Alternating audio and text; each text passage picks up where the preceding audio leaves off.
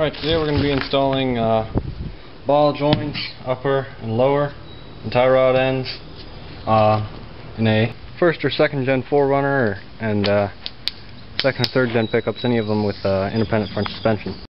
First step is to jack up the front end, which you can see I've already done, and take off the front tire, which you can see I've already done. You're also going to want to remove the brake caliper, which has two bolts that hold it to the actual knuckle, and then the hard line, is connected up here to this little bracket thing, and that bracket connects to the same bolts that hold the that steering arm thing onto the knuckle. You'll also want to remove the shock absorber bolt, the lower one, so that the lower control arm can drop way down. And then you're ready to start doing the upper control arm, or I'm sorry, the upper ball joint. Alright, first step we're going to do is we're going to get that cotter pin out and loosen that castle nut. Just grab a pair of pliers, bend it straight. Then you'll need a 22mm socket.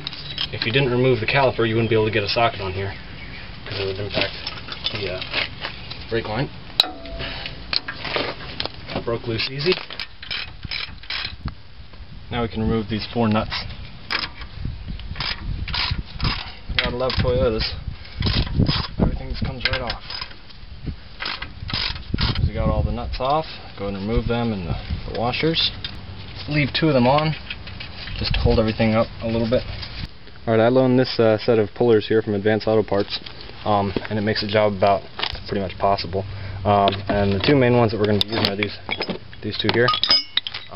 Cost them $100 to rent, but their machine was down, and I know the guy. He said, "Yeah, just take it. I trust you. Bring it back in a couple hours." And I said, "Yep, sure." So it's good. See, it saves you money if you do work yourself. Anyway, so you'll need the bigger one here to grab to get the upper ball joint out. Just kind of feed it into there. Then you can just get a crescent wrench. Start tightening up. Once you got it as tight as you can get it, give her a tap, she'll pop apart. Now we're going to pull this out.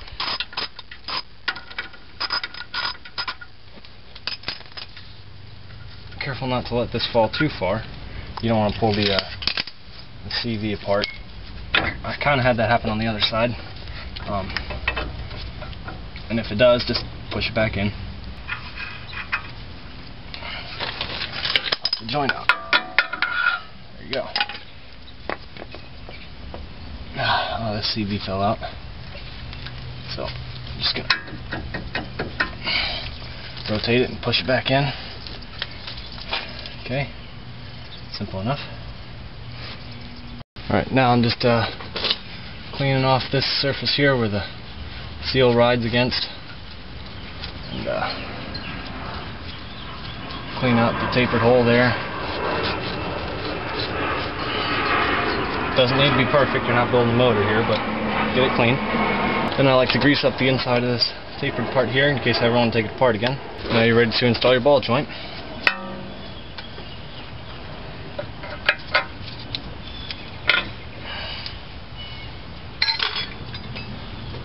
Go ahead and pop it into the hole, tighten the nut up. No need to crank down on it at this point, but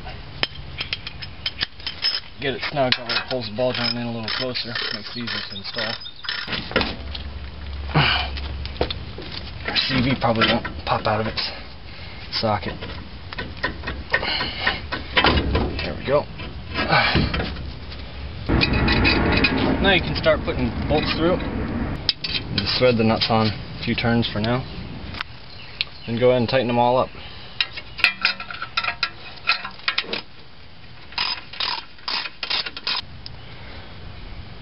Now we'll install this little grease fitting here. So now we'll crank down on that nut on the bottom.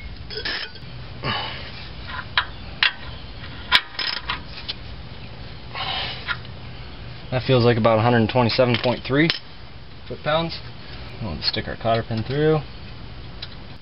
Now we're going to replace this lower one. So we'll start by same thing. Remove the cotter pin.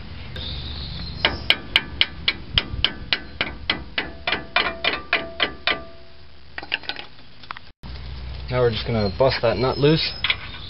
It's a 22mm, I believe.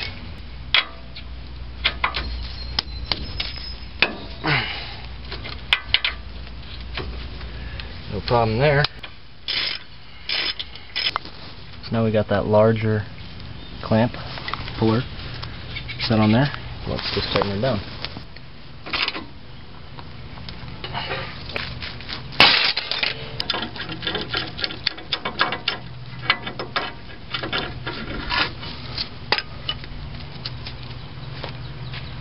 So that's off. Now we can lift the control arm out of there, but first we're going to loosen those 4 bolts that hold the ball joint onto the knuckle. So those are all out. Now let's get this ball joint actually broken loose from the knuckle. You see that little slot there? Right there? You can stick a screwdriver in there and then hammer on it and it'll split them apart.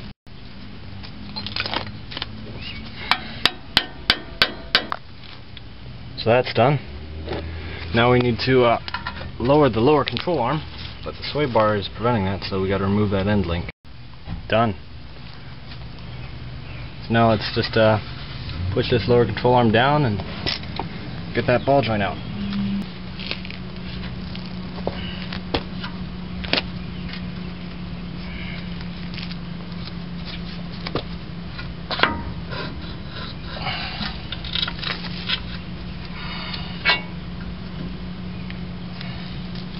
Simple as that.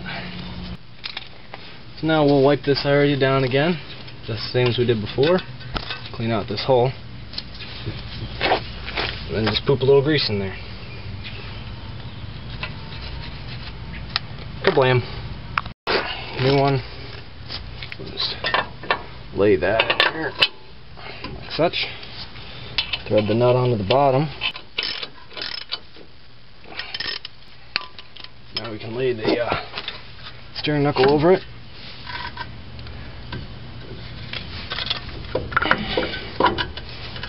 Ready to thread the bolts back in. Now I'll just tighten up these 4 bolts.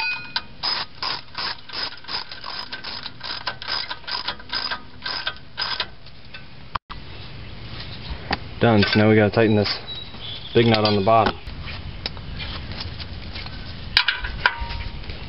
Never loosen it to line up the holes, always tighten it more to get holes to line up for that cotter pin.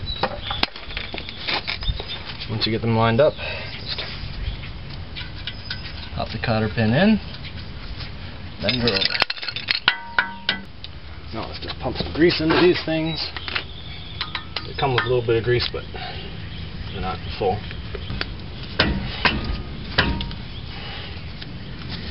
And you're done.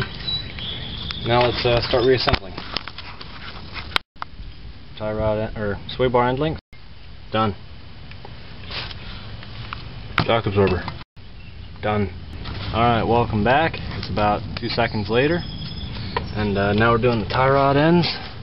So you can see that those are apart.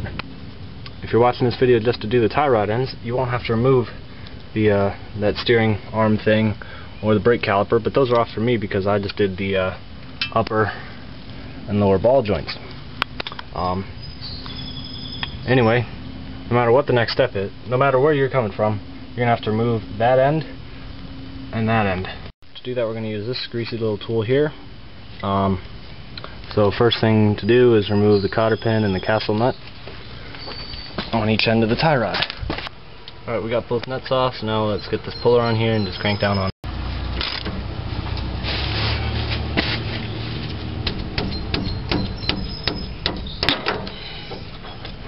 Simple as that. Done. Simple as that. Now we're going to take our new assembly, pop it in.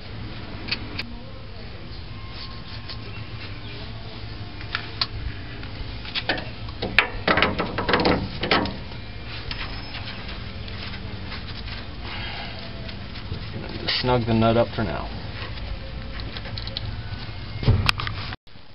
Alright, so once everything's lined up, you can just tighten down these nuts, line up the holes, and stick the cotter pins in. Then you just put these back to close to where they were and take it to an alignment shop. But not after you hook the brakes back. Not until after you put the brakes back on. Don't forget to grease everything up.